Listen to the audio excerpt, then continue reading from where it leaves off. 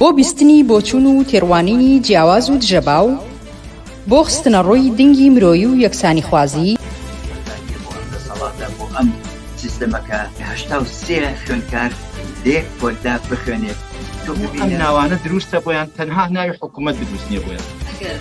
چەک و پارەیان لەسەنیکەوە معناژی نامێنە ئیتر چارەسەری بنەڕەتی بۆ کێشەی خەڵکی کوردستان و لەعنانی ئەم دەسەڵاتەیە. هێنانە پێشەوەی دنگی ناڕزایەتیە جەماوەریەکان و بڵندگۆیەک بۆ هەڵسوڕاوانی هێناوە بەهۆی خۆپشاندانەکانەوە بۆ بەهۆی خۆڕاگری خەڵک و ئیرادەی خەڵکەوە بۆ کەوە دەسێنراوە. کارانە بە ئەودەسێکی کەم ئیشەکەن و ماگانە موچەکانیان پێنادن. وازات خەڵک تونتر ئەبێ. ئەگەر مەترسیەک هەبێ لەسەر هەرێمدا یەکێتی و پارتی و خود یەکێتی و پارتی مەترسی وڵاتەکانی مەنتیقەشیان بۆ سەر هەرێم زیاد کردووە. خستنە ڕووی واقعیەتی دەسەڵات و ئۆپۆزیسیۆنی ساختە و پەردە هەڵماڵین لەسەر نیازیان خۆشحاڵی هەبێ بەوەی کە هیچ ریفۆرم و چاکسازیەک و بەخازاتی خەڵک لەلایەن ئەمانەوە بکرێت. مێژوویەک و کارنامەیەکی پوڵیان هەیە لەسەر ملهوڕی، لەسەر چەکڕاکێشان، لەسەر تعداکردن لەسەر خەڵک. ئەمانە دژمنی خەڵکی کوردستان بوونە لە پشتیان لە خەڵکی کوردستان کردووە. دێماکێکی فەرشە بەسەر چینی کرێکار و بەشە جۆرەکانی چینی کرێکار و هەموو کۆمەلگایە فەرزیان کردووە. بۆ تاو توێکردنی ئەو بابەتانەی کەمتر لە میدیاکانەوە دەبیسترێن، بەشێکی زۆری لە حیزبە چەپ و کۆمۆنیستەکانی دنیا و هەروەها بەشێک لە هەڵبژاردنەکانی ئەوروپا ناڕەزایەتیان دەربڕی بوونەکانی تاوانی دروست کردووە و تاوان ئەنجاما دەسەڵاتی چەکداری میلیشیای حزبی میلیشیای لە کوردستان. خەڵک لەلایەک و قەویترە، سازمانی تەیارکردە، ڕادیکاڵترە. بۆ نیشاندانی ڕێگەی ڕزگاری خەڵکی، پێشەنگ تیڤی هەموو ڕۆژانێکی چوارشەممان کاتژمێر 9 شەو بە کاتی کوردستان ڕاستەوخۆ پەخشی بەرنامەکانی دەکات. شەرمەزار نابێ ئەو هەموو جەنراڵە مقابایە لە ناو شارەکەی خۆیان بینێ بە ئەنواع و ئەشکال چەکی ئەسلحەی قورسەوە طەبیعیە بەلایەن. یەکەمین جارە لە کوردستان کرێکاران خۆیان دەستبەرن بۆ مەراسیم و چالاکی یەکیایە. شۆڕش تەنها ڕێگەیە، هەڵسانی خەڵک ڕاپەڕین و خۆشانی جەماوی تەنها ڕێگەیە کە ئەڵتەرنەتیڤێک دابینکە. لە فەیسبوک، یوتیوب، ئینستاگرام، تویتەر و تیکتۆک فۆلۆمان بکەن. بەرنامە و گرتە ڤیدیۆیەکان ببینن. پێشەنگ تیڤی، پێکەوە بۆ گۆڕانکاری، پێکەوە بۆ ئازادی و یەکسانی.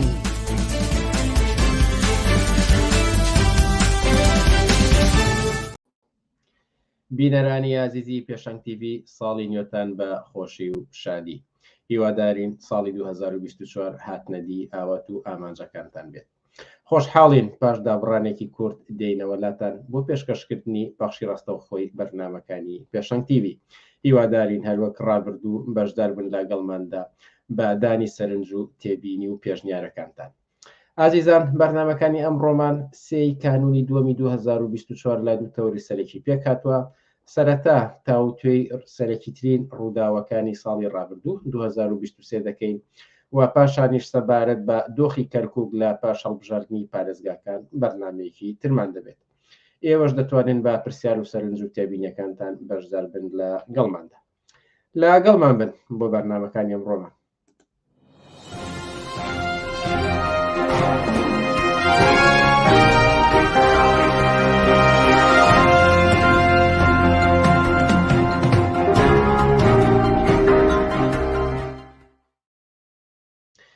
بەڵێ بینەرانی عزیز، هەروەک ئاماژەم پێدا یەکەم تەوەری ئەمڕۆمان تایبەتە بە تاوتوێکردنی ڕووداوەکانی ساڵی 2023. ڕووداوانەش تاوتوێ دەکەین لەگەڵ عەبدوڵڵا مەحموود، ئەندامی مەکتەبی سیاسی حیزبی کۆمونیستی کرێکاری کوردستان و سەرنووسەری بڵاوکراوی بۆ پێشەوە. عەبدوڵڵا مەحموود، ئێوارەت باش و ساڵی نوێت پیرۆز و سوپاسکە لەگەڵمانیت. ئەم کاتەی خۆت باش، منیش سەرەتا پیرۆزبایی سەری ساڵ لە تۆوە لە هەموو بینەرانی تەلەڤیزیۆنی پێشەنگ دەکەم. ساڵێک بەر لە ئێستا تاوتوێی ڕووداوەکانی 2022مان کرد. لە یادمە تۆ باست لەوە کرد کە دەستگا ڕاگەیاندنەکان زۆر بابەت باس دەکەن وەکو ڕووداوی سەرەکی، بەڵام ئەکرێت بابەتی تر وەکو ڕووداوی سەرەکی ئەو ساڵە باس بکرایە، بۆ نمونە ناڕەزایەتیە کرێکاریەکان. ئەگەر ئاوڕێک لە ڕووداوەکانی 2023 بدەینەوە لە ڕوانگەی ئێوە سەرێکی ترین بابەتەکان کە ئەهێنرێت باس بکرێت و وەکو ساڵی 2023 بناسرێتەوە چین؟ بەڵێ دیارە لە ساڵی ڕابردوو یا دەکرێت بڵین هەموو ساڵێک ڕووداوگەلێکی یەکجار زۆر ڕوو دەدەن لە هەموو گۆشە و کەنارێکی دنیا ئێمە دەبینین جەنگ دەبینین بە یەکدادان دەبینین شەڕی ڕاستەوخۆ دەبینین شەڕی نیابەتی دەبینین ئاڵوگۆڕی گەورە دەبینین ڕووداوی سروشتی دەبینین بزوتنەوە کۆمەڵایەتیەکان دەبینین بزوتنەوەی ناڕەزایەتی کرێکاران لاوان ژنان خوێندکاران تەنانەت ڕاپەڕین شۆڕەش هەموو ئەوانە لە ماوەی ساڵێکدا تقریبن هیچ ساڵێک نەبووە کە هەموو ئەوانە نەبنە گۆشە بە گۆشەی پانۆرامای ئەو ساڵە بۆیە ئەم ساڵی وەکە کامێک لە ساڵەکانی کە زۆر پڕ ڕوودا و زۆر پڕ ڕووداوی گەورە و بچکۆلە بوو لە سەراسەری دنیادا کە دیارە ئێمە لێرە تەنها دەتوانین باسی ئەو ڕووداوە گرنگ ئەوانە بکەین کە دەتوان بڵێم سەرەکیترین ڕووداوەکانی ئەم ساڵ کامانن و ئەو ڕووداوانە مەبەستیش لەو سەرەکیترین ئەو ڕووداوانن کە کاریگەریان بەسەر کۆمەڵگەدا هێناوە ئاڵوگۆڕیان پێکهێناوە کۆمەڵگایان لە ئاستێک بۆ ئاستی چکە جێگۆڕچێ پێکردووە بۆیە مەبەست لەو ئەوانەی کە من دەمەوێت ئاماژەیان پێ بکەم ئەمانن من پێم وایە یەکێک لەو ڕووداوانەی کە لەو چەند ڕووداوانەی کە ڕوویان داوە لە ساڵی ڕابردوودا یەکێکیان مەسەلەی جەنگ لە ئۆکرانیایە خۆتان دەزانن جەنگی ئۆکرانیا کە دەتوانین بڵین ئەو جەنگە ڕاستە شەڕەکە لە خودی ئۆکرانیایە بەڵام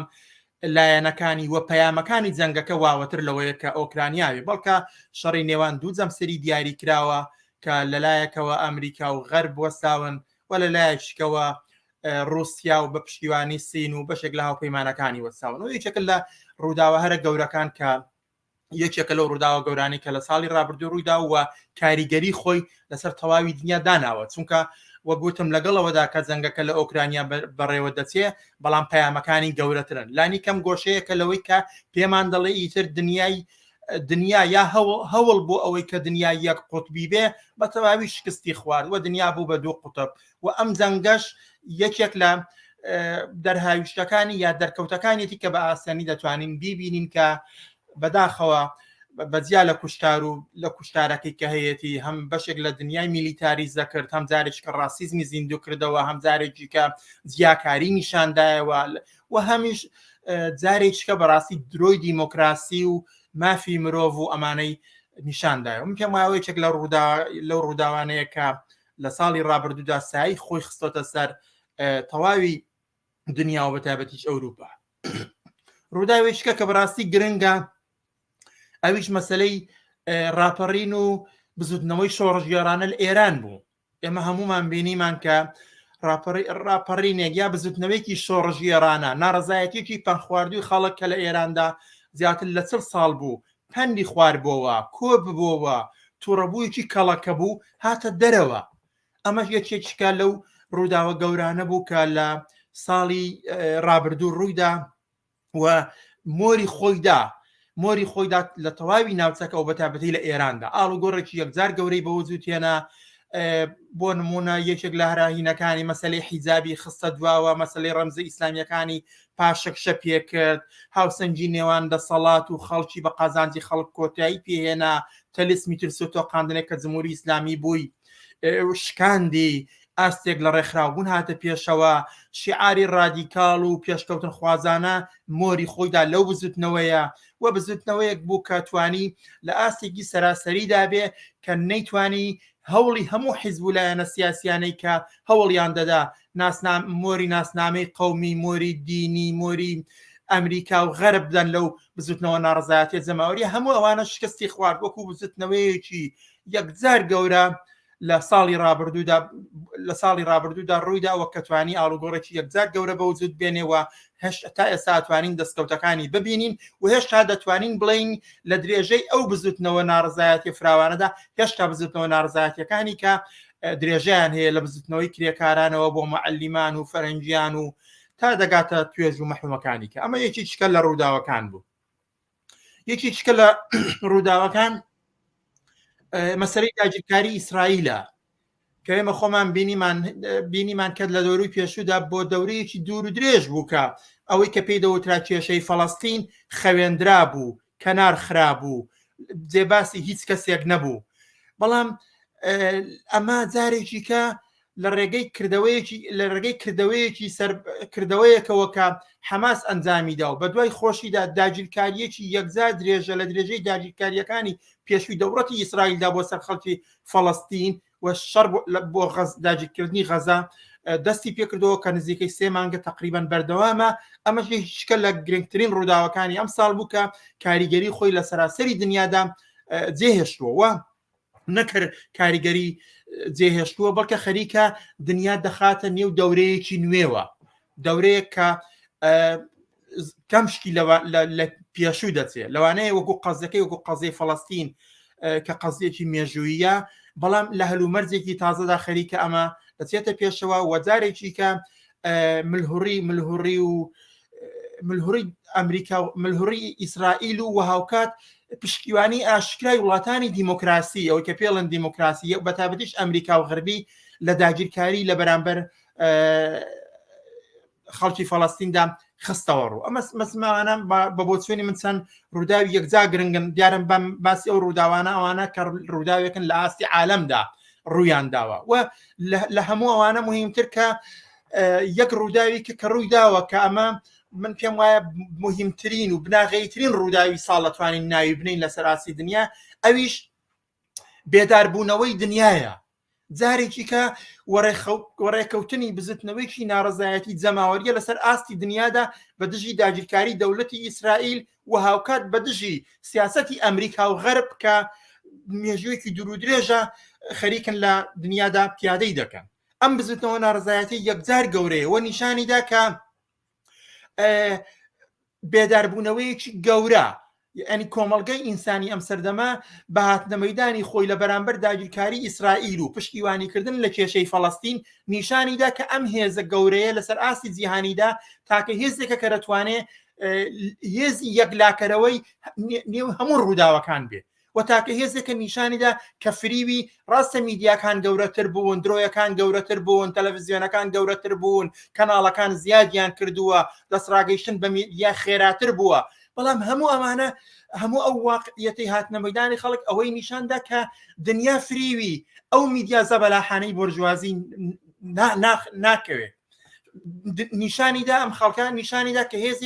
هێزێکی وێڵە بە دوای ئازادیە هێزێکی وێڵە بە دوای ئاشکیە هێزێکی وێڵە بە دوای عەدالەتدا هێزێکی یەکجار تووڕەیە لە نەزم و نیزامێک کە ئەم کۆمەلگای بەشەریەی لەگەڵ گرانی و برسێتی و دەرد و مەینەت و دەیان جەنگ و کوێرەوەری زۆرا زۆر ڕوبەڕوو کردوێتەوە من یەکێک لە گەورەترین ڕووداوەکانی ساڵی ڕابردوو ئەمە بوو کە لەلایەکەوە بەجیالەوەی کەم هێزە هاتە مەیدان بۆ بزوتنەوەیکی گەورەی جەماوەری لە هەموو گۆشە و کەنارێکی دنیادا هاتە مەیدان و نایوت بە نەزمی نوێی دنیا و هەوڵەکانی ئەمریکا و غەرب و بە دژی داگیرکاری ئیسرائیل داوەستایەوە و لە هەموو ئەوانە یەک شتێکەی نیشاندا درۆی دیموکراسی نیشاندا ئەو درۆی نیشاندا کە هەموو ڕۆژێ باسی مافی مرۆڤیان دەکرد ئەمڕۆ بە بەرچاوی وڵاتانی دیموکراسیە و قەتڵ عامی خەڵکێک دەکرێت شارێک و جوغرافیایەکی چەند ملیۆن کەسی گەمارە دەدرێ ئاو کارەبا لە خەڵک دەبردرێ سوتەمەنیان لێ قەدەغە دەکرێ قوتی دەمی خەڵک دەبردرێ و لە ئاسمانی شەوە بە وحشیانە ترین شێوە بۆمب و بارود بەسەر ملیۆنەها خەڵکدا دەباندرێ و ئەمە لە بەرچاوی دیموکراسی و ئەو دەوڵەتانە دەچێتە پێشەوە کە بە درێژایی مێژوو بانگەواسی باسی مافی مرۆڤ و کۆتایی هێنان بە دیکتاتۆریەکان و دژ بەسەر قوت و تونند و توژی شەیپوریان لێدەدا بەڵام نیشانیدا کە ئەوانە هەموو درۆیە هەموو درۆیەکی زەبەلاحە و خەڵکی دنیا بەوە ئاشنا بوو بۆیە بەڕاستی دەتوانم بڵێم ساڵی ڕابردوو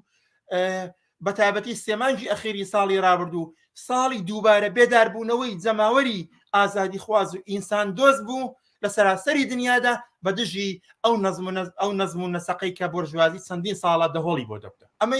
مەسمیەکی چکە لە ڕووداوە هەرە گەورەکان بەڵام ئەوانە هێشتا من پێم وایە ئەمانەت ئەو ڕووداوانە تەنها لە ئاستی عالەمی بوون کە دیارە حەتێکەوتیان لەسەر ڕۆژهەڵاتی ناوەڕاست و لەسەر عێراق و کوردستان و ئەوانە لە هەمووی هەبوو بەڵام ئەگەر بین لێرە بترازێن بین بۆ عێراق و کوردستانیش ئاڵوگۆڕ گەورە ڕوویداوە لەو ساڵەدا ئەین بۆ نمونە بچینە سەر عێراق و کوردستان و پێم خۆشە جارە یەک سانیە لەسەر جەنگ لە درێژە کێشانی جەنگ لە ئوکرانیاوە داگیرکاری فەڵەستین لەلایەن ئیسرائیلەوە ئەو کارەساتەی کە لە غەزە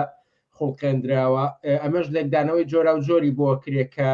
سەرمایه‌داری گەیشتۆتە قۆناغێکەوە کە تەنها جەنگ ئەتوانێت فریایکەوێ بۆیە لە 2023 پاش دابڕانێکی زۆر لەم جۆرە جەنگ و داگیرکاریە کەموێنانەی کە ساڵانێک بوو دیار نەبوو لە 2023 دەبینرایەوە پێم خۆشە لەم بارەوە بۆ چوونی ئەوە بیستم بۆچی دروست لە 2023 بەم شێوە فراوانیە جەنگ و ماڵوێرانکاری و ئەوەی کە لە مێژووی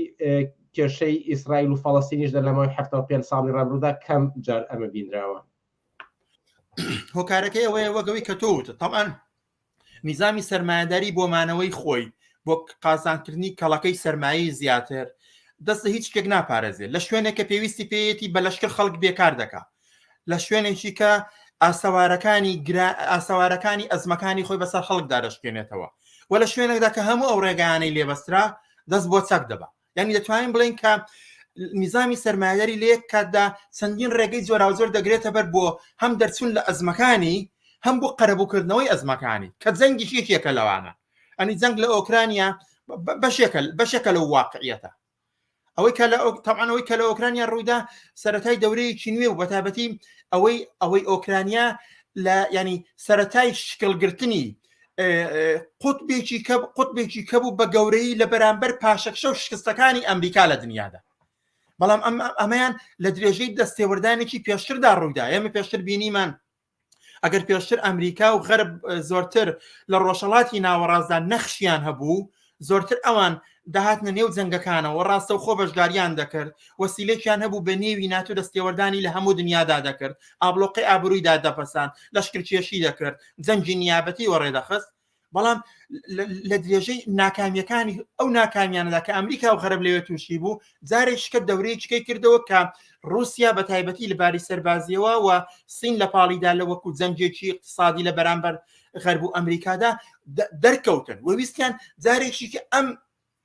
ئەم هینە ئەم توانایی خۆیان نیشاندن و نیشانی بدەن کە دنیا ناکرێت دنیای یەک قوتبی بێت دنیای یەک قوتبی ناتوانێت بەرگە بکرێت ینی نیشانیاندا کە هەوڵەکانی ئەمریکا بەتایبەتی بۆ شکلدان بە نەزمێکی نوێی دنیا کە خۆی ژاندارمی بێت و بڕیار بەدەستی یەکەم بێرە سەراسەری دنیادا بە جەنگی ئۆکرانیا نیشانیدا رووسیا کە دیارە بە پشتیوانی سین و بەشێک لە هاوپەیمانە ناوچەیەکانی نیشانیدا کە ئێمە بەشێکین لە دنیای تر دنیا قابلی ئەوە نییە کە یەک لایەن بەڕێوەی بەرێ و ئێمە ئێستا بۆ بە واقعیت ئێمە هەمومان دەیبینین کامە بۆ بە واقعیەتێکی بەرجەستە جەنگ لە غەزەش بەڕاستی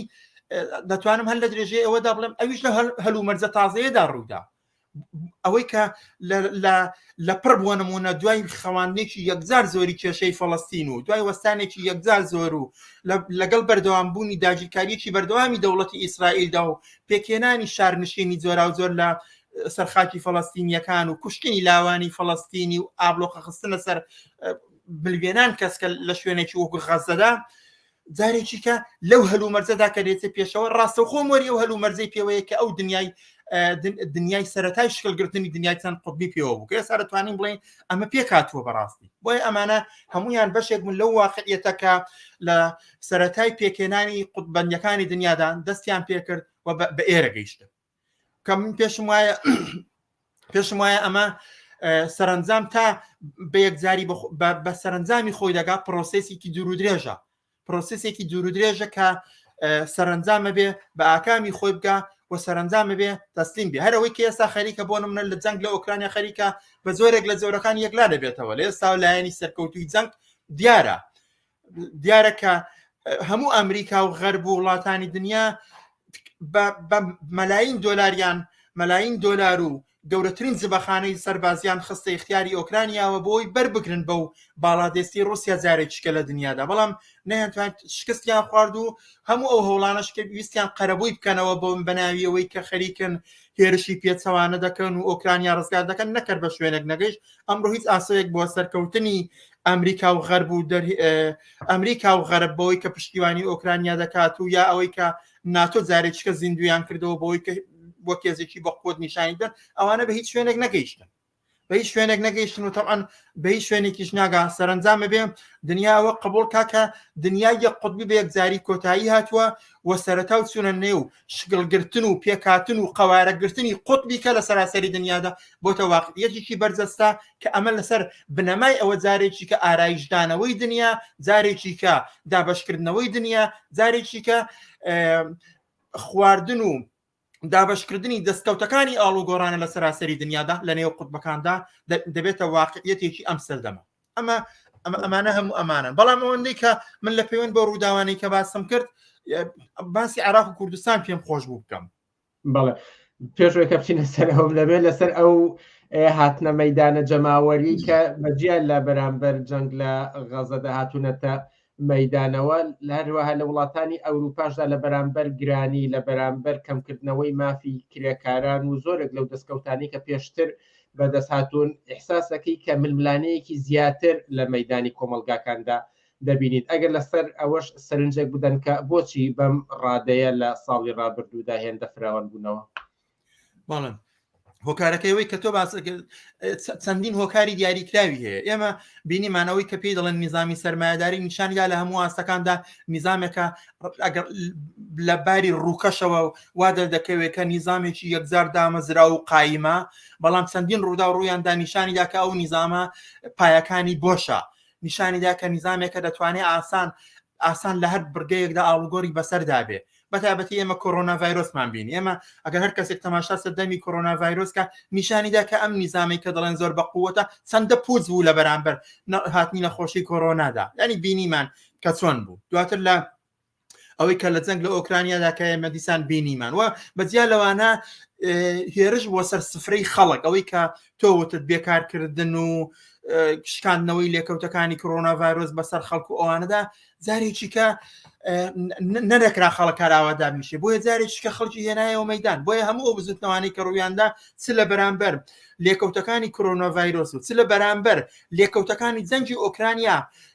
لەسەر خەڵکی ئەوروپا بە تایبەتی جارێک کە خەڵکی هێنایەوە مەیدان ئێمە چونکە بینیمان بە بۆنەی ئەو جەنگ کە لە ئۆکرانیا ڕوودام چ هەلومەرجێکی سەختی بەسەر خەڵکدا هێنا لە گرانبوون ینی ڕێژەی چوونەسەری کەلوپەل و شمەک لە سەراسەری و دنیادا بە ئەندازەیەکی خەیاڵی چۆسەرەوە بە تایبەتی سوتەمەنی مەسایلی خۆراک و خواردن ینی مەسائلە هەرە سەرەکیەکانی ژیان ئەمە لایەنی چکەوەیە کە خودی بورژوازی لە چوارچەوەی و هەلومەرجەدا بۆ ئەوەی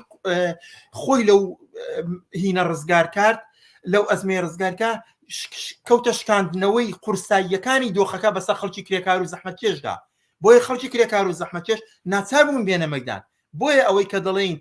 گۆشەیەکی ئەگەر ئەم جەنگ و ملهوڕی و بڕگە دیاری کراوانن گۆشەیەکیکەی هەرە گەورەتر ئەو ڕوبەڕۆبوونەوە و هاتنە مەیدانی خەڵکە کە لا سەری دنیادا ئێمە بینیم ئەمەتاهی لە ئەوروپادا هەتا دەتوانمەوە بڵم کە خودی ئەو هاتنە مەیدانەی جەماوەرێکی ئێستا لە سەراسەری دنیادا هەیە بەدەژی داگیرکاری دەوڵەتی ئیسرائیلدا هاوکات ڕوبەڕۆبوونەوەشە لەگەڵ دەسەڵاتی وڵاتەکانی خۆیاندا ینی بۆ نموناگەر لە ئەڵمانیایە لە بەریتانیایە هەر ئەوە نییە کە خەڵک داوای چارەسەری کێشەی فەڵەستین دەکات و دژی داگیرکاری دەوڵەتی ئیسرائیلە بەڵکە هاوکات دژی سیاسەتی وڵاتەکانی خۆیانیانن ئەمانە پێشات یەکجار گەورە و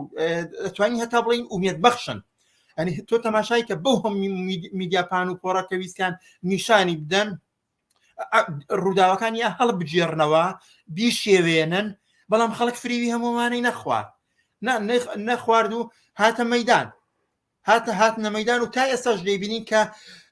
هەموو ڕۆژێ خەڵک لە گۆشە و کەناری دنیادا بەدژی ئەوە دێتە مەیدان و تەنانەت ئەمە بە زۆرێک کاردانەوەی دروست کردووە کە قڵشکی خستۆتە نێو خودی مەجلیسی ئەمنەوە قڵشکی خستۆتە نێو خودی یەکێتی ئەوروپاوە قڵشکی خستۆتە نێو خودی ناتۆوە من پێم وایە بەشێک لەمانە بەجیا لە ململانی خودی لایەنەکان لە نێو خۆیاندا بەڵام بەشێکیشی پەیوەندی بەوە هەیە کە لەژێر ئەم گوشاری بزوتنەوە ناڕزایەتیە جەماوەری یەکجار گەورەیەتان کە ڕۆژ بە ڕۆژ بەرین دەبێتەوە ئەن تۆ بگەنە بەرچاوی خۆت ئەگەر ئەم بزوتنەوە ناڕزایەتی کە لە بەشێک لە وڵاتانی ئەوروپادا هەیە پەرە بسێنێت و گەورەتر ببێ دەتوانێت ئەو وڵاتانە فەلەس بکات بەتابەتی ڕۆڵی چینی کرێکار لە نێو ئەم بزوتنەوە ناڕزایەتەدا یەکجار بەرجەستەیە ئێمە بینیمان کرێکاران لە ئەمریکاوە تا دەگاتە ئیسپانیا و ئیتالیا مانیان گرت چەکیان بار نەکرد کەشکەکان وەستا بوون و کرێکار ئامادە نەبوو چەک بارکا بۆ جەنگ ئەمە بێداربوونەوەیکی یەکجار گەورەیە ڕووداوێکی یەکجار گەورەی من پێم وایە کۆتاییەکانی ساڵی 2023 پێکێناوە ئەمانە زۆر ڕووداوی یەکجار گەورن کە بەداخەوە میدیای زەڵ لە دنیادا ئەوە میدیای بۆرژوازی نایەنەوێت ئەم واقعیەتە نیشان بدەن جەنگمان لەوانەیە باسی ئەوە دەکەن کە جەنجێک ڕوویداوە باسی ئەوە دەکەن کە ئەزمەیەکەیە باسی هەموو ئەوانە دەکەن بەڵام باسی ئەم بزوتنەوە ناڕزایەتیت زەماوەریە باسی ڕۆڵی چینی کرێکار لە نێو بزوتنەوەی ناڕزایەتیدا چ بە دژی داگیرکاری ئیسرائیل و چ بە دژی خودی نظامی سەرمایەداری و چ بە دژی ئەو هەوڵانەی بۆرژوازی کە دەیەوێ قورسایی ئەزمەکانی خۆی بەسەر چینی کرێکار و خەڵکی وێژا بشکێنێتەوە ئەوانە نیشان نادن ئەگەر نیشانی شتن زۆر بەکەمی و لە ژێر ناچاریدا لەبەرەوەی وەختێک بزوتنەوەیەک زۆر گەورە دەبێ زۆر شقامەکان دادەگرێ زۆر کۆمەلگا بەرەو فەلەت بوون دەبا ناچارن وەک گۆشەیەک نیشانی بدەن بەڵام نانێت حەقی خۆیانی پێ بدەن ئەمانم بەشێکن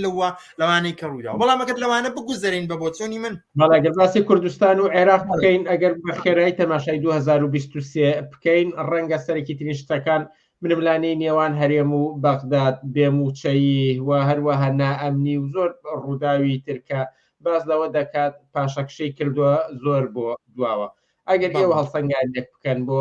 ڕووداوەکانی 2023 لە عێراق و کوردستانە سەرەکی ترین بابەتەکان چین کە سەرەکیترین ڕووداوەکانی ساڵی ڕابردوو لە ئاستی عێراقدا من پێم وایە یەکەمیان بەڕاستی مەسەلەی ململانەی هەرێم و بەغدایە کە ئێمە ئەتوانین بەوازحی دەیبینی و هەتا دەتوانین واوەتر لەوەش بڕۆین دەتوانین بڵین کە سەرەتای دەورەیەک و کۆتایی دەورەیەک و سەرەتای دەورەیەکی کە خەریکە دەست پێ دەکات ئێمە ململانەیەکی یەکجار فراوانمان لە سەر ئاستی عێراق و کوردستان دابینی یعنی ئێمە پێشتر ئەگەر ناسیۆنالیزمی کورد لە کوردستانی عێراقدا هێزێک بوو ئامادەتر بوو دەوڵەتی مرکزی و هێزەکان و هێزەکانی بەرژوازی لە عێراقدا پەرشوبڵاو و نایەک دەست بوون بەڵام ئێمە بینیمان لە ساڵی ڕابردوودا کە لە درێژەی دیارە بە دوای 16 ئۆکتۆبرەوە خۆی ڕووداوەکان ڕوویانداوە بەڵام ئەو ڕووداوانەی لە ساڵی ڕابردوو یعنی لە ساڵی 2023دا لەسەر ئاستی عێراقدا ڕوویانداوە زۆر خێراترن لەو ڕووداوانەی کە بەدە ساڵی بۆ نمونە لە دوای کەوتنی حکومەتی بەعسەوە تا 2017 ڕوویانداوە ینی ئەتوانم بڵێم ڕووداوەکانی ساڵی ڕابردوو لەسەر ئاستی عێراقدا و لە ململانەی بەغدا و هەرێمدا یەکجار بە خێرایی چۆتە پێشەوە ئەین تۆ تەماشای کە لە پڕ دۆسیەی نەوت دۆسیەی غاز دۆسیەی یاسایی دۆسیەی ئەمنی دۆسیەی کۆنتڕۆڵکردن دۆسیەی مەسەلەی نەهێشتنی فرۆشتنی نەوت دۆسیەی توزانم هەموو ئەم کۆمەڵێک دۆسیان هەمویان لە چوارچێوەی کۆمەڵێک شتکە پێی دەڵێن دادگای فیدرالی هاتنە پێشەوە و دەستی ناسیۆنالیزمی کوردیان بە تەواوی کورت کردەوە ئەمە هینێک بوو واتە ینی پرۆسیسێکە بە جۆرێک هاتووە کە ئێستا خودی بەرپرسانی یەکێتی و پارتی خودی نووسەرانی بۆرژوازی کورد خودی قەڵەمبەرستانی نایشارنەوەکە دەڵێن قەوارەی هەرێمی کوردستان مەترسی دارمانی لەسەرە ئەمە واقعیەتەکەی ئەوەیە کە هێواش پەڕووباڵی دەسەڵاتی ناسیۆنالیزمی کوردیان لە کوردستانی عێراقدا کردووە دەسەڵات لە ئاستی مرکزیدا تا دەرەجاتێک یەکجار زۆر لە ساڵی ڕابردوو دەتوانی وێتی سەرباری ئەو کێشم و گرفتانەی کە هەیەی و هەرماوە دیارە لە مەسلەی گەندەڵی نەبوونی خزمەت گوزاری وشت بەڵام بە بەراورد بە موقعیەتێک کە پێشتر لەگەڵ هەرێمدا بوویەتی زۆر فەرقی کردووە تا ڕادەیەکی زۆر بەرەو سەقامگیر چوونەوە چووە تا ڕادەیەکی زۆر ململانەکانی نێوخۆیی نێو باڵەکانی بۆرژوازی لەسەر ئاستی عێراقدا بەرەو هێوربوونەوەیەک تا ڕادەیەک ڕۆشتووە بە پێچەوانەشەوە لە کوردستانەوانە عکس بوونەتەوە یعنی خودی ئەو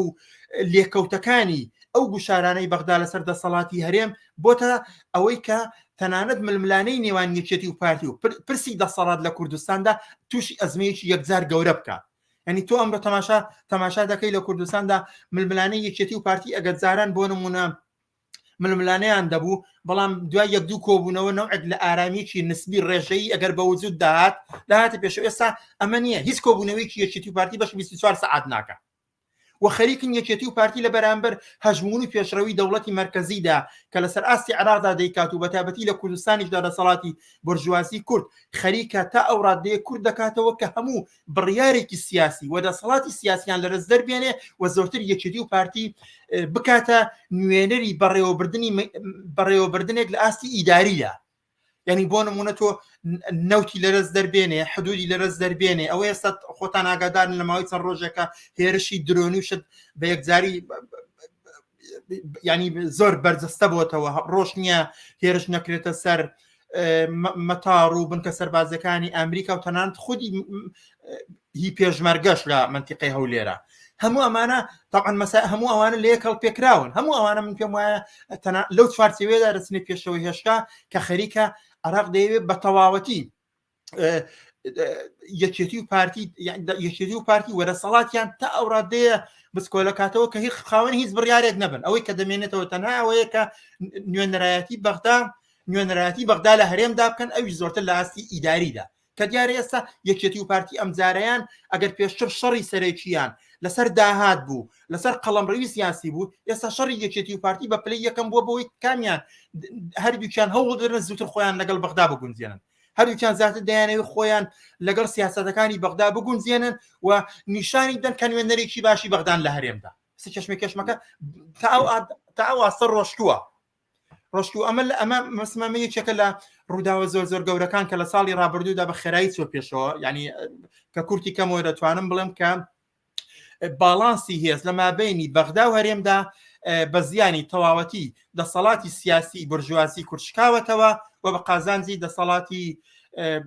ئیسلامی سیاسی یا ناسیۆنالیزمی عەرەب لە ئاستی عێراقدا بە قازانجی ئەوان چۆتە پێشەوە کە دیارە ئەمانە بێلێکەوتە نابن کە لەوانەیە لێرە زۆر جێگەی نەبێ باسی کەم ئەم مەسائلێکە مەسائلی شکە بە دیاریکراوی مەسەلەی خودی ململانەیە یەکێتی و پارتیە کە ئێمە بینیمان لە ساڵی ڕابردووشدا ئەو ململانەیە کە پێشتر بووگان هەر بەردەوامە یەک مەسائلی کە مهمە من پێم وایە دەبێ هینی بکەین ئیشارەی پێ بکەین مەسەلەی بزوتنەوەی ناڕزایەتی جەماوەریە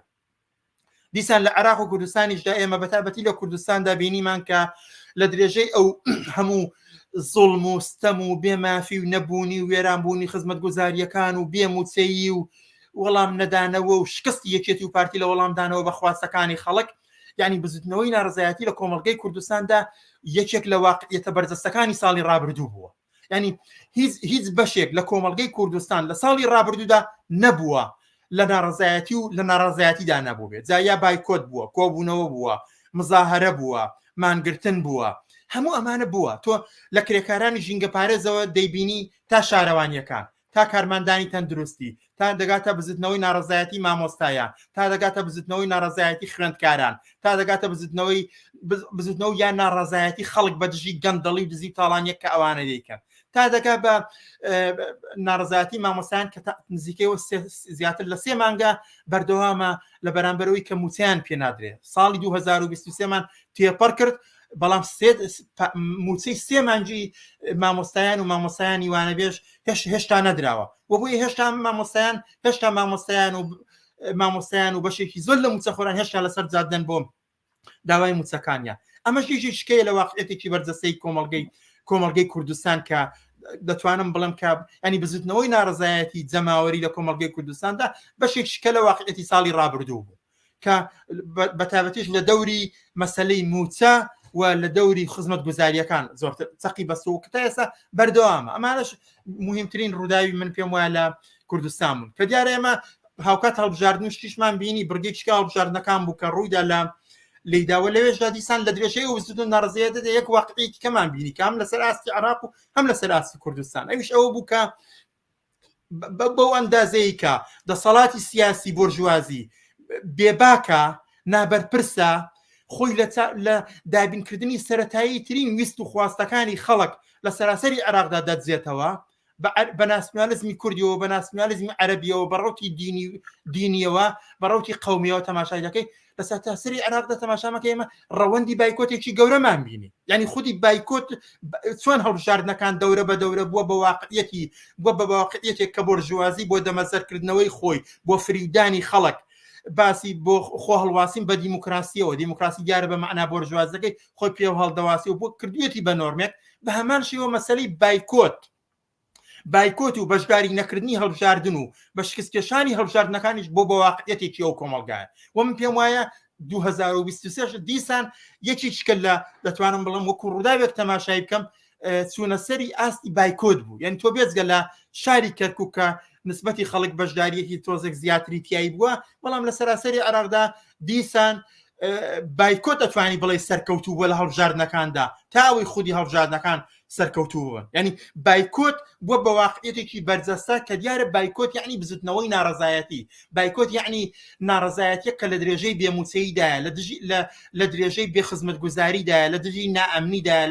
لە درێژەی دەخالەتی وڵاتەکاندایە. ئەمانە هەموو هەن کە دیارە لە پاڵەوانەدا ڕووداوێکی کەشکە هەبوو لە کوردستاندا کە خراپنی ئیشارەی پێ بکەینەوەی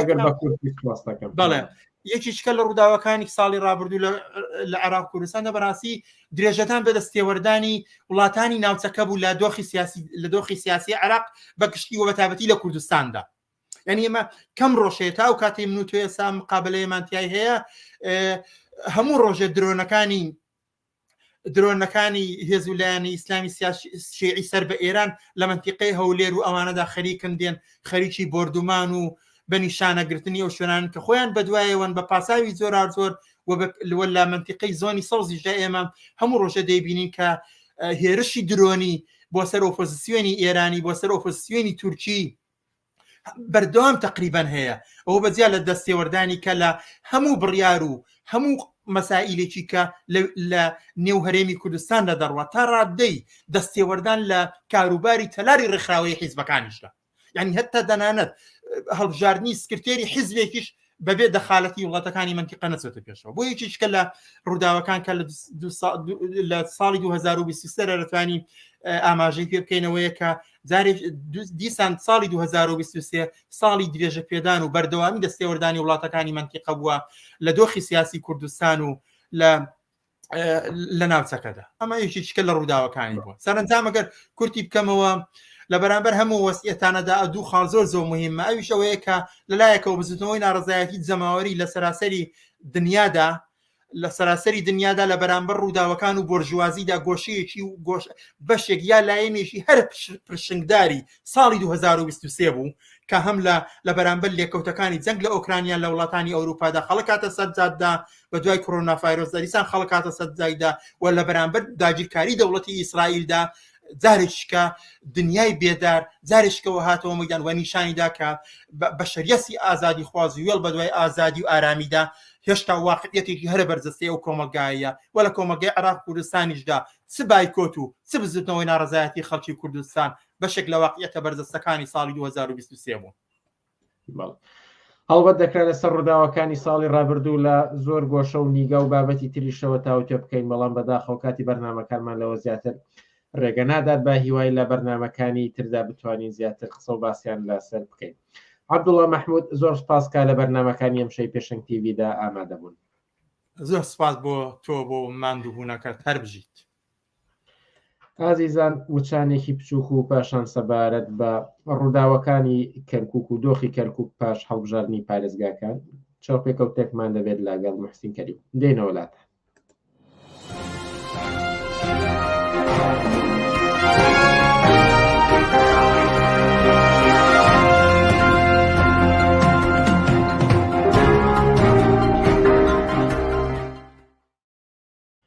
بەڵێ بینەرانی ئازیز سەبارەت بە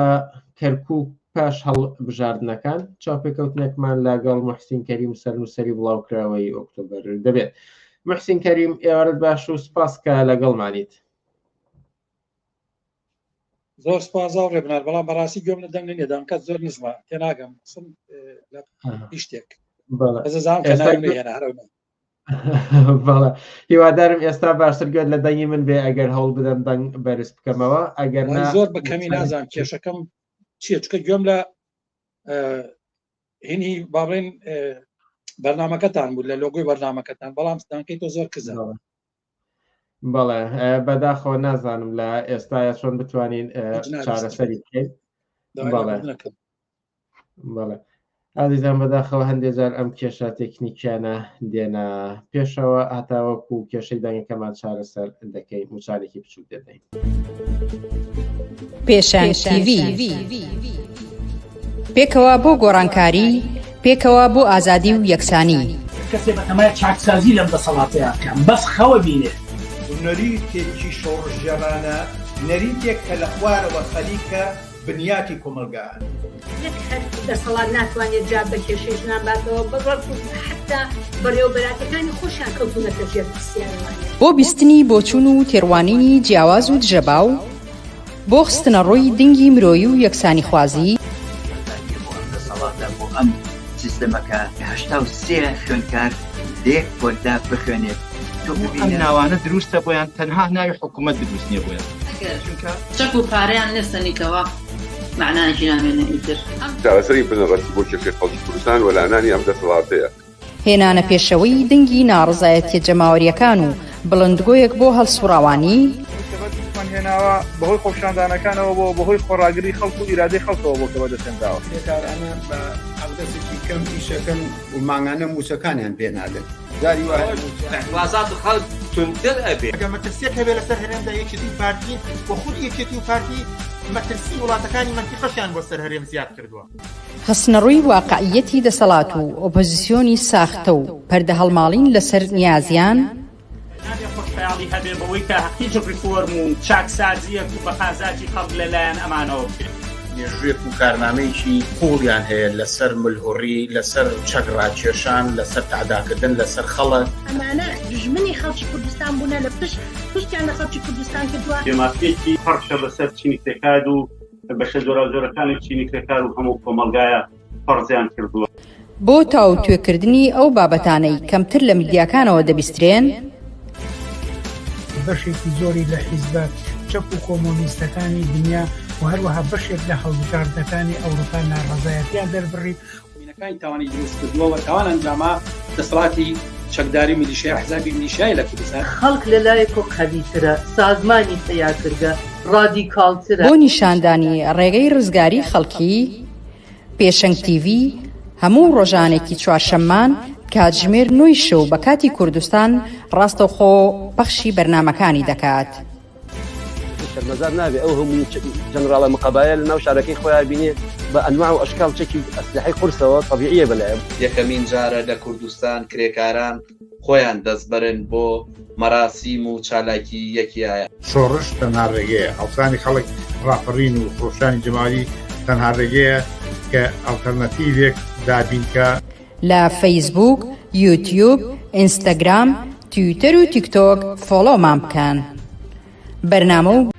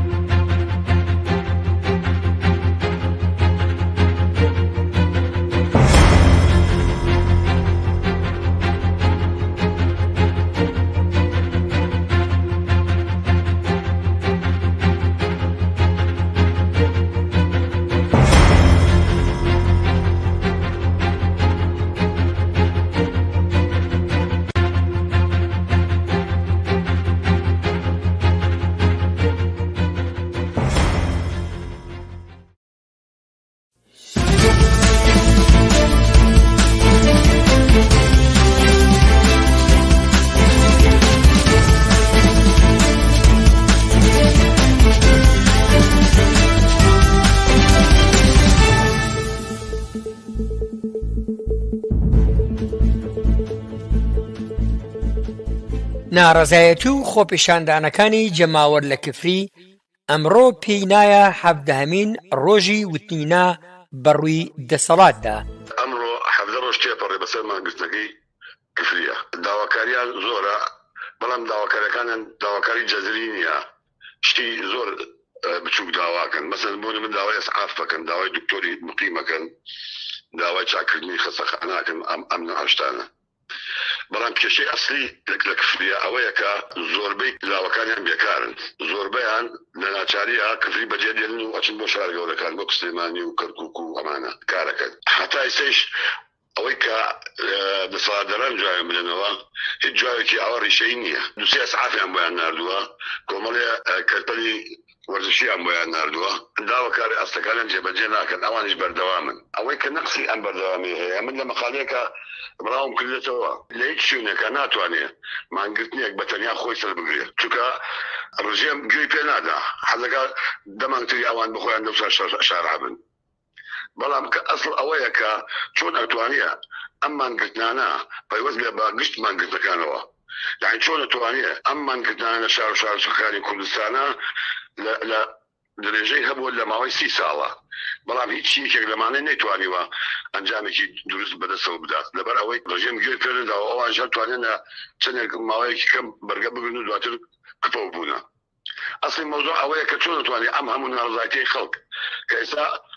دەستەتان 99 خەڵک ناڕازیە، چۆن ئەتوانێت ئەمە جێبەجێ بکرێ؟ ئەبێ ڕێکخراوێکی جەماوەری سەراسەری پیادەی ئەم مەسەلەیە بکە.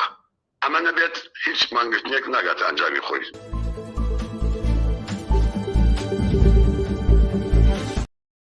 وڵای بینەرانی عزیز بە داوای لێبوردنەوە بۆ ئەو کێشە تەکنیکی و هەوڵێکی تر دەدەینەوە بزانین ئێستا کارە تەکنیکەکانمان چارەسەر بۆ یاخود نە. محسین کەریم دووبارە ئێوارەت باش و هیوادارم ئێستا باشتر گوێت لە دەنگمان بێت. ئێوارەت باش، زۆر سپاس ببورن. تەوان ئێستا گوێم لە دەنێتانە مایک بەکارەهێنم، دیارە کێشەی این هەبوو، بیستنم هەبوو. زۆر باشتوانیمان چارەسەری بکەین.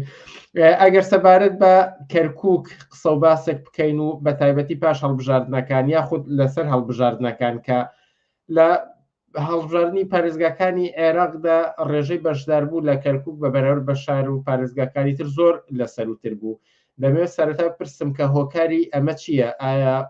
چاوەڕوانی زیاتر لە ئەنجامی هەڵبژاردن هەیە یاخود هۆکارانە چی بوون کە وای کردبوو لەوەی کە ڕێژەی بەشداری بوون لە هەڵبژاردن لە کەرکووک زیاتر بێت؟ بەڵێ تەوان دووبارە جارێکە دا لێبوردن لە بینەران و لە ئێوە ژەکەم سپاس بۆ فرسەتە. تەمان ئەوەی کە مەسەلەی هەڵبژاردن لە کەرکووک پێم وایە کە وەکوێش باسان کە ڕێژەیەکی فراوانتر یا بەرچاوتر لە خەڵکی کەرکووک بەشداریان کرد گەر بەراورد دیکەن بە هەڵبژاردننی پارێزگاکانی تری عێراق پێشگە تەمان لە پارێزگاکانی هەرێم. بە بڕوای من مەسەلەی سەرەکی و ئەسڵی ئەوە بوو کە کەرکووک وەکو ناسراوە بە منتیقەیەک بە شارێک بە شوێنێک ناسراوە کە لە بینی دەسەڵاتی حکومەتی مرکزی و دەسەڵاتی هەرێمە لە ماوەی باڵین لانی کەم لە 2003 تا ئێستا یا تا بڵێن پێش هەتا ڕووداوەکانی 16 ئۆکتۆبر ناوچێک بوو کە مەسەلەی دەسەڵاتدارێتەکە یەکلا نەبوو بۆەوە، بەڵام کێشەیەک بوو کە بەردەوام یان بڵێن دۆخێکی تایبەتی هەبوو کە درێژکراوی دۆخی پێشووتری کەرکووکە کە هەمووان ئەزان کە لە کەرکووکە پرۆسی تعریب کراوە. کەرکووک تقریبان لە ڕووی تاریخی و لە ڕووی باڵێن هەتا باڵێن ئینی دانیشتوانەوە زۆرتر وەکو ناوچەیەک لە چوارچۆی ناوچەی کوردنشینە تعریف کراوە. گەر مەسەن زۆرتر بگەڕنە بۆ باڵێن باگراوندێکی مێژووی وەکو ناوچەیەکە تقریبا ناوچەی کوردنشینە وا ناسراوە. تەمان هەڵبەت عەرەبیتیان نیشتەجێ بۆ کوردیتیان تورکمانیتیان نیشتیوە، بەڵام زۆرتر وا پێناسەکراوە بە تایبەتیش لەسەر دەستی ڕژەمی بەعسا پرۆسەی بە عەرەبکردنی شاری کەرکووک هەر بەو دێ لەبەوە کە ئەم شارە باڵێن ڕێژەیەکی زیاتر لە دانیشتوانی کوردزمانی تیا بۆ ویستراوە کە دیمۆگرافی ئەم شارە باڵێن یان پێکهاتەی دانیشتوانی ئەم شارە بکرێت بە پێکهاتێکی غێری کورد. بەرحاڵ ئەمە نەخوازیاری ئێمە نە خواسی خەڵک کردکوژە، بەڵام واقعیتێک کە لەلایەن ڕژێمێکی فاشستی نەتەوەپەرستی عەرەبیەوە ئەم سیاسەتە گیراوەتە بەرەوە هەویەتێکی تایبەتیا بڵێن کێشەیەکی سیفەتێکی تایبەتیاوە بە شاری کەرکووک و بەرامبەر شە ناسۆیزم کرد هەمیشە داوای هەبووە کە کەرکووک ناوچێکی کوردستانی و بێتە ناو چوارچەوەی دەسەڵاتی بۆرژوازی کوردەوە واتە لە هەمیشەم دیعیان هەبووە مەسەنەوەی کاڵێ پارتی ساوتێتی کەرکووک دڵی کوردستانەوەی کە مەسەن کێتی نیشتیمانی جەلاتەوانی کەرکووک قورسی کوردستانە بەرحاڵ بە جۆرێک ئەوان ناسیۆنالیزمی کوردیش دیعای کێبووە لەسەر کەرکووک بەشێک لە کوردستان. ئەم کێشەیە بە بڕای من هەبووە و درێژەی پێدراوە لە دوای 2023ەوە لە چوارچێوەی فیدالیزمی قەومیە ئەم مەسەلەیە بەردەوام درێژەی پێدراوە و بەوکوتم بە حکومە تەرکیبەی کەسێن بڵێن سێ پێگاتی جیاوازی نەتەوەی ئەوە بۆ تعبیری کە بۆی داتاشاوە لەو ناوچەیە ئەژین و دەور و دەخاتی دەوڵەتانی ناوچەکە تورکیا لەلایەک ئێران لایەک و بزوتنەوە بۆرژوازیەکانی خودی ناو عێراق ناسیۆنالیزمی کورد ئیسلامی سیاسی شیعە ناسیۆنالیزمی عەرەبی ئەمانە دەوریان هەبوو لەوەی کە کێشەیەک دروست هەبێت یەک کێشەیەک ببێت و درێژە بەردەوامبوونی خۆی با کە ئەم پێکهاتەی یاری باڵین تەرکیبەی سیاسی دیموگرافی ئەم شارە کێشەیەکی لەسەر هەبوو ئیدعای لەسەر هەبووە. ئەمە لە هەڵبژاردنەکانی بە بڕای من ئەم ئەخیرەیە ئەمە زۆر ئیسفادەی لێکراوە دەوری جدی هەبوو لەوەی کە ئەم ئیدعایانە کە بە بڕای من لەسەرێکی ناسیۆنالیزمی کورد وەساوە لەسەرێکی ئیسلامی سیاسی شیعە و بەنەکەی عەرەبی و ناسیۆنالیزمی عەرەبی وەستاوە طبعا لە پاڵ ینی ناسیۆنالیزمی تورکمانی کە لایەن تورکیاوە بە شێوەیەکی باش پشتیوانی لێکرێ ئەمانە دەوریان نەبوو لەوەی کە خەڵک لە یەکتری بترسێن ینی ئەوەی کە خەڵکی کەرکووک ساڵانێکی زۆرە بە یەکۆ ژیاون ژن و ژنخوازیان لەگەڵ یەکتریا بووە بە یەکۆ لە کاریان کرد لە شوێنی کار لە دامەزراوەکانە مناڵێن لە مەکتەبا خوێندویانە ئەمە وەکوتم لە پرۆسێکی چەند دەساڵی هاتووان بڵێم ئەمە وردەوردا تیش کراوەتەوە لەم دەورانەی ئەخیریشا بەڕای من ئەمە زیاتر تیش کراوەتەوە لە ئینتیخاباتەکەش ئەمە زیاتر تیش کراوە یعنی سوود لەو باگراوندە تاریخی کە بەعز دروستی کردووە لەو کێشەیەوە لەو دەورەی کە لە ماوەی 12 ساڵ و 15 ساڵی ڕابردووە بەتای دوای پرۆسەی دوای ڕوخانی ڕژیم لە کەرکووک درێژەی پێدراوە و خەسەتی عێراق و دەوڵەتێکی قەومی فیدالی لەسەر بنەمای فیدالیزمی قەومی دروست کرا ئەمانە هەمویان دەستیان دەستێک وە خەڵکی کەرکووکیان لەو هەوێتەی کە هەیبوو هەوێتی ئینسانی کە پێکەوە ژیان بوو ژیانی ئاسایی کۆمەڵایەتی ئەمان هاتن کردیان بە گشتیەکە و ترساندیان لێکتی خەڵکیان لێک ترساند ئەوەی کە ناسیۆنالیزمی عەرەبی و ئیسلامی سیاسی شیعی و ناسیۆنالیزمی عەرەبی هەوڵیانە بڵێن کەوا بە کەرکووک ئەگەر کوردەکان دەنگ بێنن پێناسی عەرەبیەکەی یاوی دیعای کە کەرکووک بەشەکە لە عێراق ئەمەهینە بێت ئەمە لە بین نەچێت ئەوەی کە ناسیۆنالیزمی کورد ئەگەر خەڵکی کوردمان بەشداری نەکەن پێکاتەی کورد دابەزێت و ئەمە هەوێتی کوردستانی بۆنی کەرکووک خاتژێ پرسیارەوە بە هەماش بۆ تورکمانەکان ئەمە بە بڕای من کاری خۆی کریانی ئەمە ئەگەر بڵێم فاکتەری ئەوڵ ئەخیر بوو ئەوەی کە خەڵکی کەرکووک بە شێوەیەک بەشداری زیاتر بکەن ینی ترساندنی هاوڵاتیانی شارێک لە یەکتر کارکردن لەسەر بنەمای تیشکردنەوەی تەفرەقەی قەومی ناکۆکی قەومی و داتاشینی هەوی قەمی و تۆخکردنی هەوێتی قەمی مەسەن ڕەنگە من دڵنیاشم لەوەی کە وەکو چۆن لە شارە عەرەبیەکانە بابڕێەوەی کە زۆرتر بە شاری عەرەبی ناسراوە بە معنای کە دانیشتوانەکەی زۆرتر عەرەب زمانن لە شارەکانی باڵێن جنوبی عێراق و ناوەڕاستی عێراق خەڵکی کەمتر بەشداری کە حتمما لەوێش تەسیری هەبووە مەسەن بۆی کە بە جۆرێک خەڵک بەشداری بکە هەتا ترساندنی داتاشینی هەوێی تایفی شیعە و سونە حتمما ئەوەش دەوری خۆی بینە بەڵام سەرباری ئەمانەش بەشداری خەڵک کەمتر بۆ لە چاو کەرکووکە بە بڕای من تەنها فاکتەرێک بە قەناعەتی منەوەی کە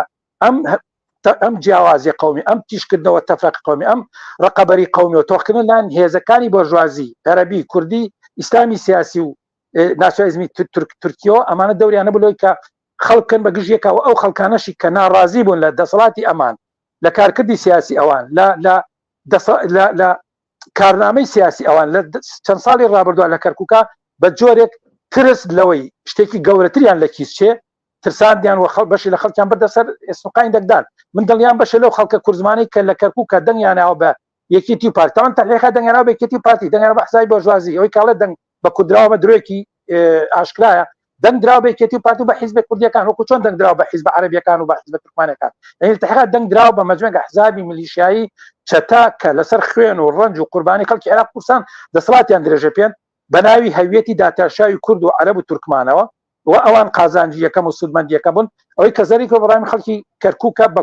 ئەوەی کە پێڵم پێگاتەکەی و تیشکردنەوەی تەفرەقەی قەومیە ئەمە بە بڕای من ئەمە وای کرد کە بەشێکی وەکوتم لەو خەڵکی کە هەتا ناڕازیە لەمان لە کارنامەی ئەمان مەجبور بێ بچێت دەنگ بات ترس لەوەی کە مەسەن هەوێتی شارەکە بگۆڕێ من دڵنیام کە بە سەدان هەزار کورد لە کەرکووکە دەسەڵاتی کێتی و پارتیان بینەوە دوای 2023 هەمومان نەزانین کە دەسەڵاتی تقریبا تا 16 ئۆکتۆبر دەسەڵاتی کردکوە دەستێکێتی و پارتیەوە بوو محافظ لە یا پارتیوە یەکێتی بوو دەستگای ئاسایش و دەستگا ئەمنیەکان یەکێتی پارتی بوون مەسەن پۆلیسوان هەمووی و خەڵک بینی خەڵکی کوردستان بینی چی کرا بێجگە لە خەڵکەکانی تیش کە چیان بەرامبەر کراوە و بە ئاماشش بەڕای من ئەو هاوڵاتی عەرەب زمان و تورک زمانی کە لە کەرکووکان پەرلەمانی عێراقیان بینیوە ینی خۆ ئەوانش بەجۆ دەسەڵاتی بۆرژوازی عەرەبی بینیوانەکە بێجگە لە بێمافی بەڕاستی خەڵک کەرکوو لەسەر دەریای نەوت دانیشتە بەڵام بێجگە لە بێمافی بێجگە لە نەبوونی خزمەتگوزاری چیان دەستکەوت خۆ هەموو کەسێگەر یەکجار سەردانی کەرکووکی ئەزانی کە ینی بەڕاستی بەعزی شوێنی هەیە کەلاوێ بە شوێنی زبڵدانە بەڕاستی ینی شارێکە بێ خزمەتگوزاری لە کاتێکە لەسەر دەریای نەوت دانیشتووە لە کاتێک کە سەرۆت و داهاتی ئەم دەسەڵاتان ئەم حیزبە نیشان لەسەر نەوتی کەرکووکە بەڵام خەڵکی کەرکوو خۆی مەحرومە لە هەموو شتێکی من پێم وایە کە ئەمە گەورەترین فاکتەر بوو لەوەی کە بەشێ لەو خەڵکە ئەوە هیچ بەشە لە خەڵکی کە چۆ دەنگیاوە لە هەنگری ئەو هێزان و مستەفیدن بە جۆرێک بەڵام بەشێکی لەسەر ئەساسی ترساندن تۆقاندن و ینی ترساندن لە یەکتر بەڵای من ڕاکێشانەوە ناو پرۆسێکی ساختەکاری و کە ناچارێک دەنگ بن بە پێچوانەی ویستی خوانەوە لەسەر بنەمای ترسێک دەنگ بن بە مەجموعی حزابی قەومی ئیسلامی شیعی کوردی تورکمانی بەڵام ئەو واقعیەتی تیان نیە یعنی لە دوای 16 ئۆکتۆبر جاریکە دەنگ نەما هەوڕێ بنا جاریکە دەنگ نەما بەخش هەوڕێ بنا جاری هیوادارم دووبارە دەنگ نەما ببەرە بەداخەوە پێ ناچێت ئەم کێشە تەکنیکیانە گوێم لە دەنگ نییە ببەخشە من گوێم لەیە کە ئەڵێ گوێم لە دەنگی من هەم بەڵام بەداخەوە هیچ گۆڕانکارێک لێرەوە نەکراوە بەداخەوە کە گوێم لە دەنگنی هاوڕێ بنار داوا لێ برد نەکەم بەداخەوە بینەرانی ئازیز ئەم گرفتە تەکنیکیانە دێنە پێشەوە لە ئیرادەی ئێمەدا نییە دەکرێت هەوڵێکی تر بدەینەوە بەڵام پێ ناچێت ئاسان چارەسەر بێت ئەم کێشە تەکنیکیانە هەندێک جار دێنە پێشەوە زۆرجار لە کوردستانە بەهۆی کارەبا کوژانەوە و سڕاندنی هێڵی ئینتەرنێتەوە چەندین حاڵەتی وە دروستبەوە ئێستاش حاڵەتێکی ترەوەی کە بەداخەوە دیارە هاوڕێم حسین کەریم گوێی لە دەنگی ئێمەنیەک هەوڵی تر ئەینەوە حسین کەریم گوێ لە دەنگمانە ئێستا گوێم لێت نی هاوڕێ بنار باداخەوە ڕێچارێکی ترمان نییە بە جێلەوەی کە لێرەدا کۆتایی بە بەرنامەکانی ئەم هەفتەیە بهێنین هیوادارین بتوانین لە دەرفەتێکی تردا ئیدامە بە و چاوپێکەوتنە بدەین و ئەو پرسیارانی کە هەمانە وەڵام وەربگرێتەوە و تەوەری کەرکووک لە پاش هەڵبژاردنەکان تاوتوێ بکەین باداخەوە بۆ ئەو کێشە تەکنیکیە و با داوای لێبوردن لە بینەرە عزیزان ناسانی لێرەدا کۆتایی بێنین بە بەرنامەکانی ئەم هەفتەیەمان تا هەفتەی ئایندا کاتێکی خۆش بۆ هەموو لایەک و هەر شاد و سەرکەوتوو